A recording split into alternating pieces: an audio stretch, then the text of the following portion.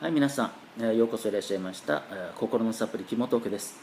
このチャンネルでは、世の中にいらっしゃる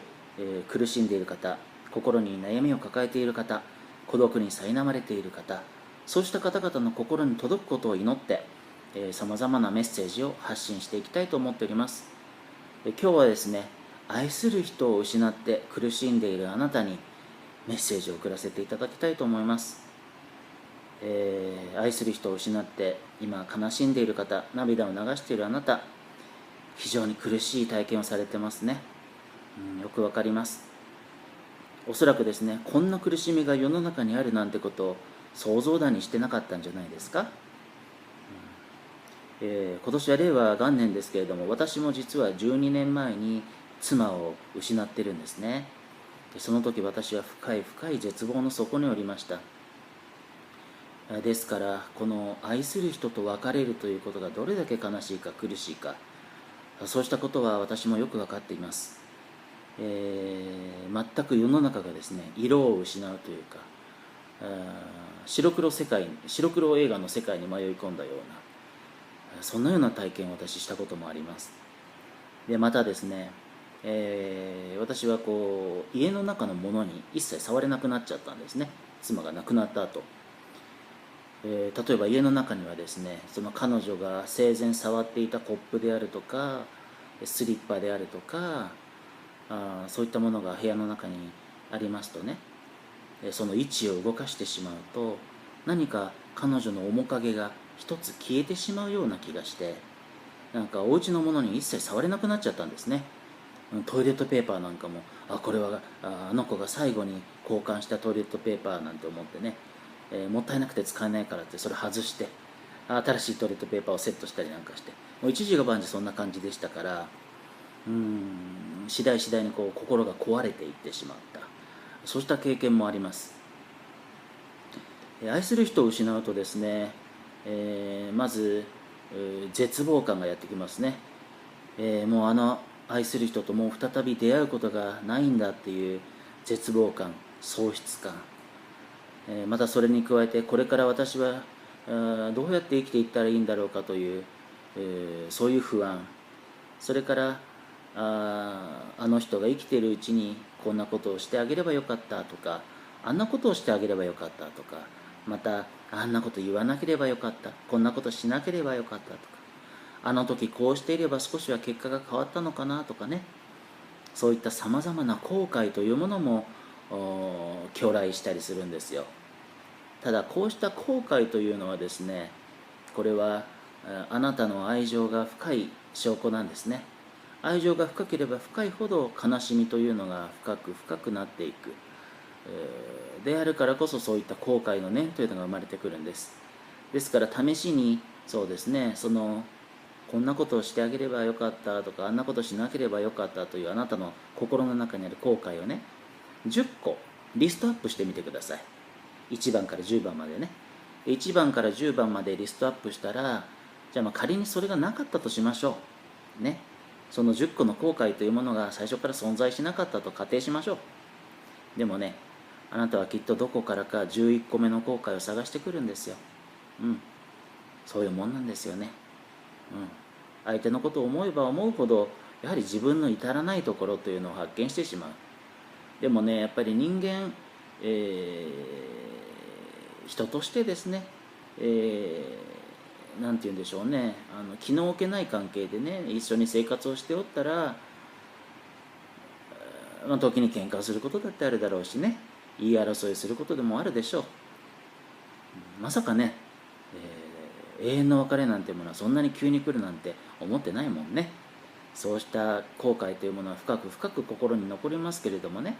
ただそれは一つあなたのその方に対する愛情が深いからそういう思いが湧き上がってくるんだということをですね、どこか心の片隅にでも留めておいてください。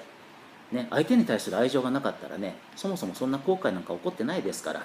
ね、それだけあなたの愛情が深かったということです。それからそうですね、中にはですね、その亡くなった方の死というものがまだ受け入れられてなくて涙が出ていないという方もですね、中にはいらっしゃると思うんです。お葬式とか大体お葬式が終わった今度火葬して埋葬してというような一連の行事を通じて次第次第にこの亡くした愛する人を失ったという現実を受け入れていくそういったことができてくるんだと思うんですけれども、中にはですねあまりにその喪失感が大きすぎてそれをこう受け入れてしまうと心が壊れてしまいそうで、なんか一時的にそんな風な感じで麻痺をしてしまっている方というのもまたいらっしゃると思います。できる限り泣いた方がいいんですよね。感情というのはね、押し殺そうとしたり、何かこう上からねぐっと蓋をして抑え込もうとするとかえってですねそれ吹き出してしまうものなんですよ。泣きたい時には大いに泣いて、それからおそらく今涙が出ていない方というのもふっと一段落をしてこの死というものに向かい合うだけの心のゆとりができてくるとですね、じんわりじんわりとそういった寂しさというものが募ってくると思います。でそうした時にですね、どうぞ自分自身を見失わないようにしていただきたいなと思います。愛情の反対は無関心だっていうね言葉があるんですよ。愛情の反対は無関心、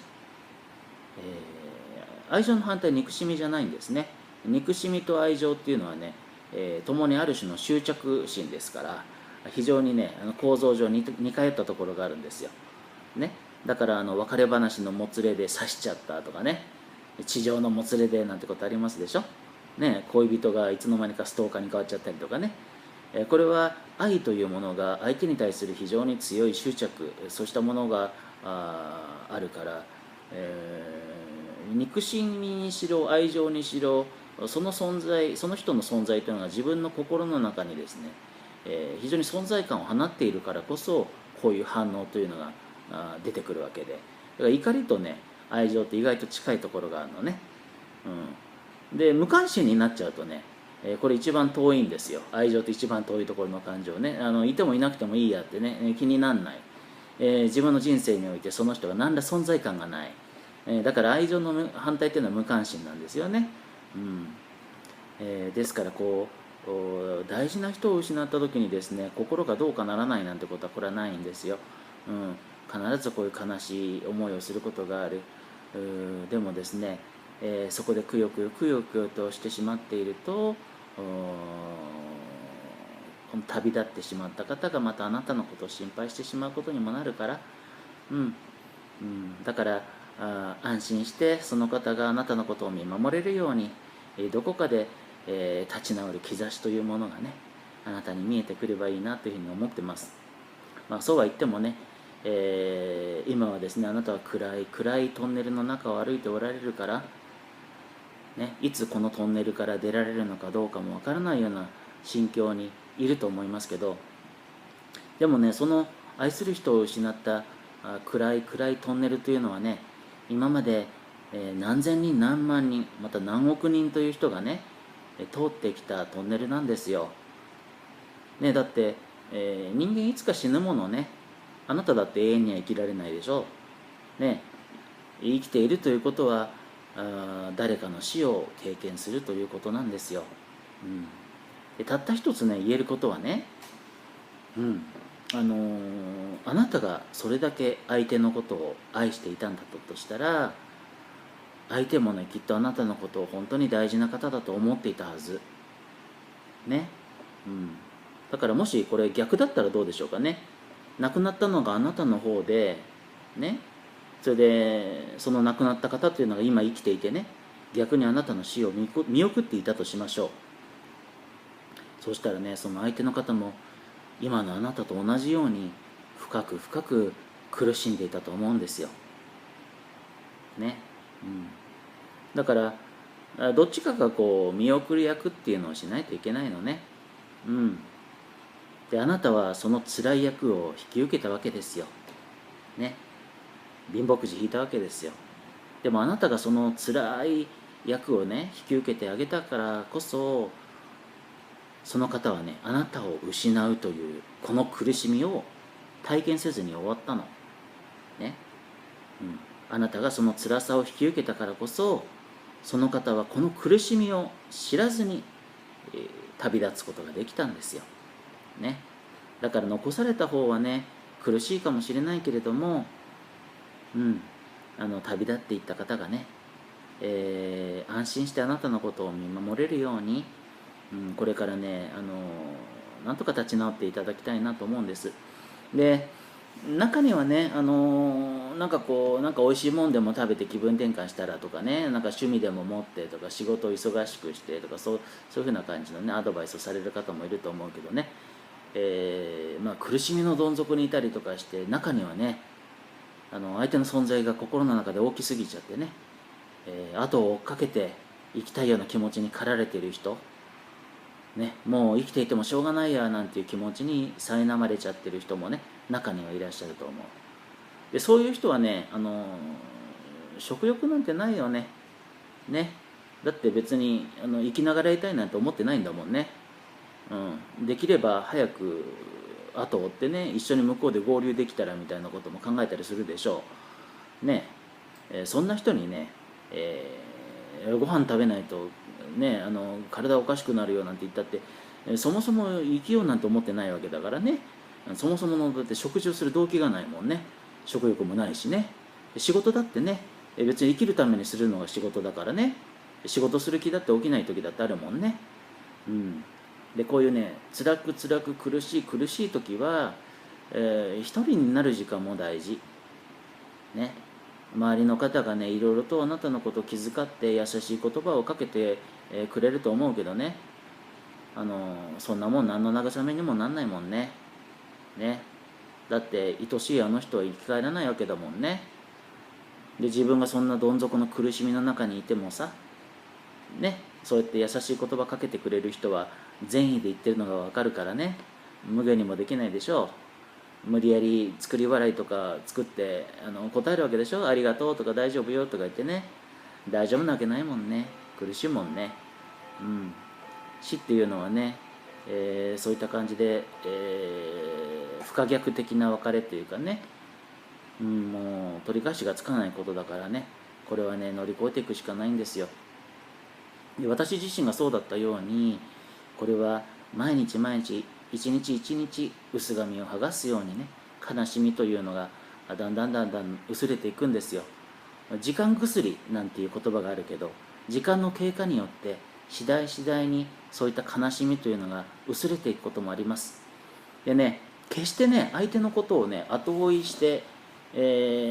なんか向こうで合流なんていうことはね考えない方がいい。それやっちゃうとね、相手が迷惑するからね。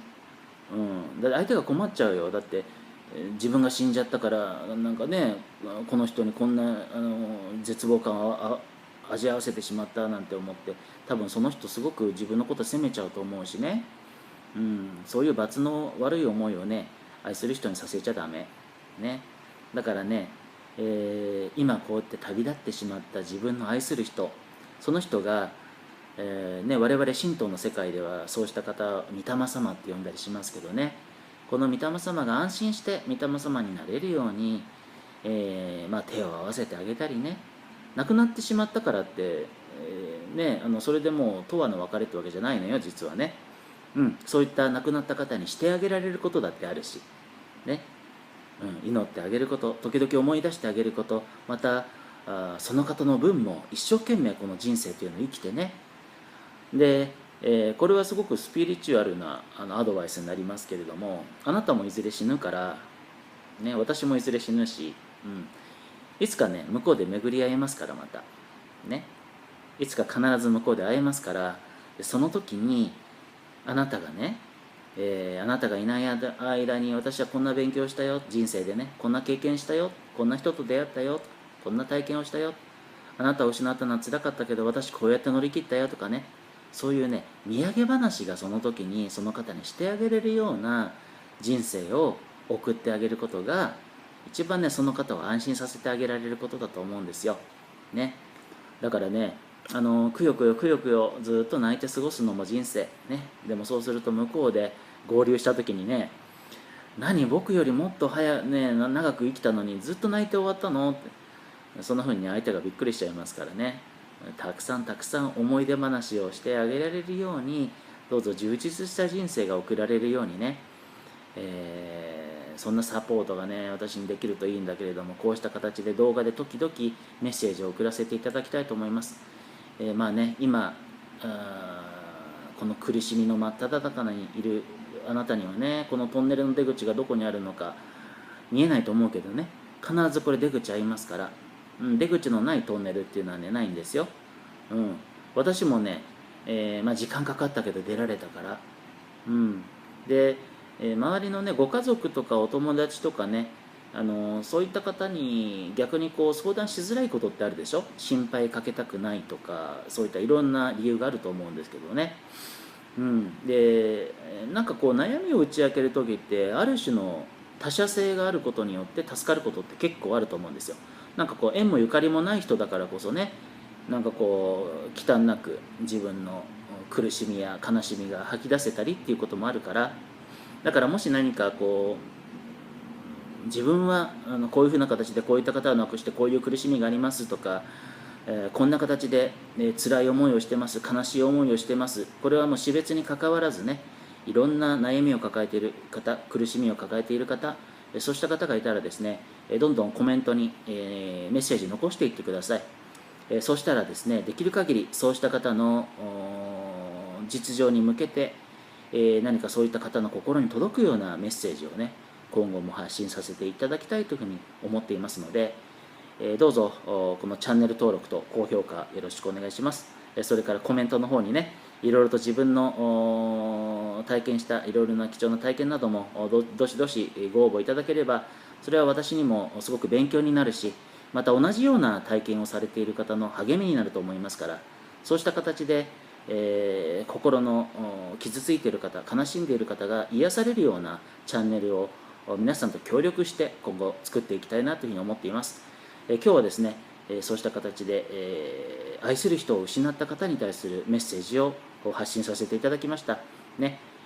必ずいつかまた会えますから。